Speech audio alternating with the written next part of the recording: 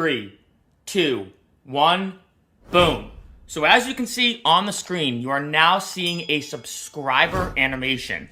And in this iMovie tutorial for iMovie Mac, I'm going to show you how you can put that subscribe button on any video in iMovie. This is very useful for YouTube because in case you didn't know, when you ask somebody to subscribe to your channel, you actually get more subscribers than if you don't ask. And for me, being honest, I feel like any single time I say, hey, make sure you subscribe, it's kind of annoying, but at least with the animation, you're kind of asking it, but not super like directly to the camera. So here's how you do it. First thing you're gonna do is pull up YouTube and search subscribe green screen.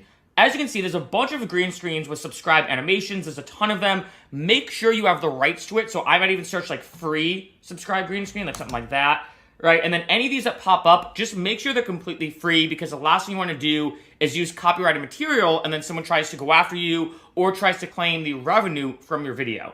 Now, after you have your subscribe animation, I have one right here.